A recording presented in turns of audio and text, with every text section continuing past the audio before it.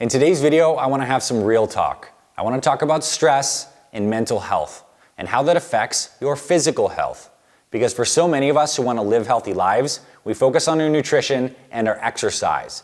And we often neglect and don't focus enough on the impact that our mindset and our emotions have on our overall well-being and our life expectancy.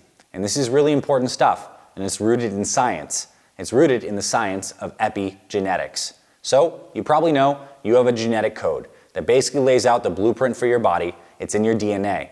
Well, how that DNA actually expresses itself, which genes are turned on and turned off, is determined by your epigenome.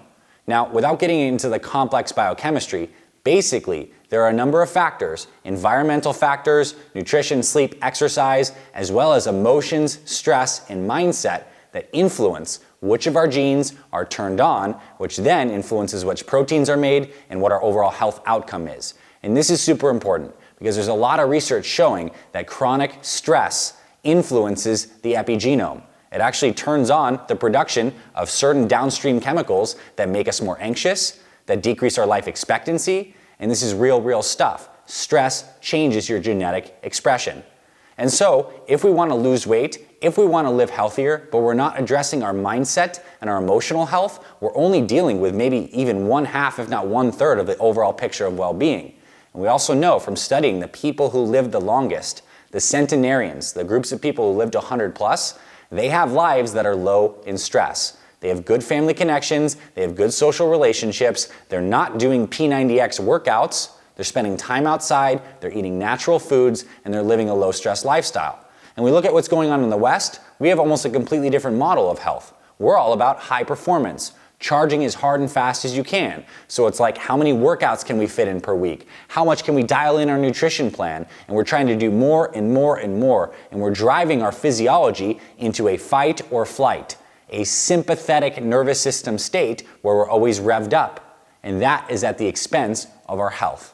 Ultimately, for a long life, we want to have a balanced and relaxed physiology. We want a happy mind, one that's calm and peaceful without recurring mental chatter. We want to have a body that's in a relaxed state where we don't have muscle tension from the fact that we're all stressed out. So if you're someone who's experiencing a lot of pain in your neck and your back, could be holding tension due to stress. It's obviously affecting you physically as well as it's affecting your genome. So what I want to share in this video is this message, that all of us need to take our mental, emotional, and spiritual health more seriously.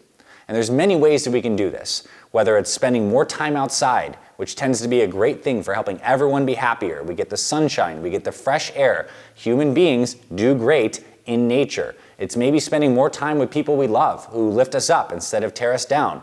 It's maybe starting a meditation or deepening a prayer practice. All of these things are absolutely huge and may play as big of a role for your longevity as any kind of diet or exercise plan you may be following. So if we want to live a healthy life, we need a well-rounded approach. We need to address the physical and the mental and the emotional and the spiritual. Because as humans, we are complex dynamic beings, so we need a well-rounded approach. So for me personally, I take this very seriously. My day starts off with a walk outside. I'm getting sunshine on my skin. I'm breathing that fresh air, spending time with my dog. Very good restorative time. I then meditate and do some stretching in the morning. Helps get me ready to go, prep for the day, nice and relaxed, and then I'm working, like all of us. We're getting to work, we're working hard, yet at the end of the day, it's nice to have a little bit of a ritual in your life where you can wind down, release the tension of the day, decrease that mental chatter.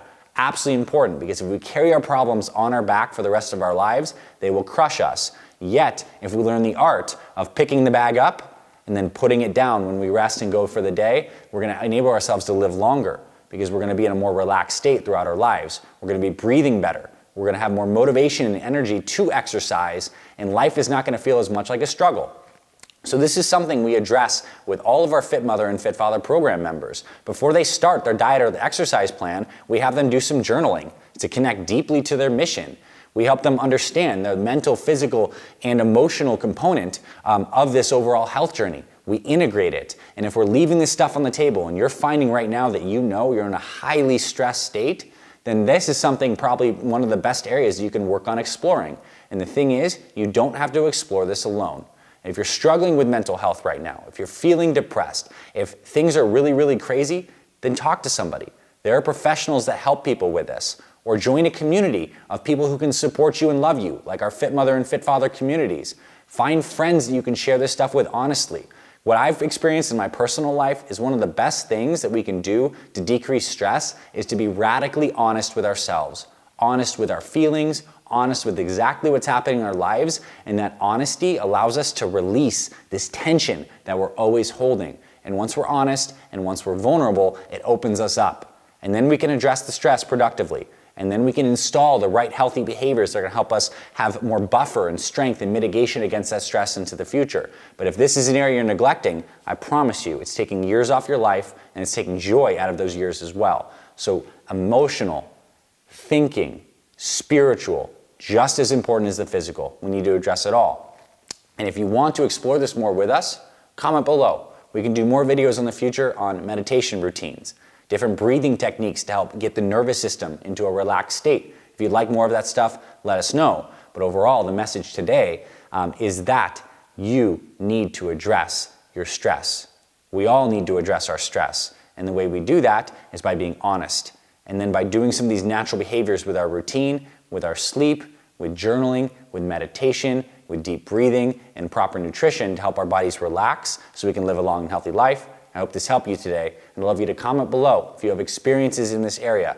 If you're struggling right now, and if you want some help, our Fit Mother and Fit Father teams would love to help you. Drop a comment below, or click some links in the description, or check any pinned comments we might have. We can learn more about our programs. We'd love to help you in there too. Above all, I wish you a long, healthy, happy, and stressless life, my friend. Thank you. I love you. I'll talk to you soon. FitFatherProject.com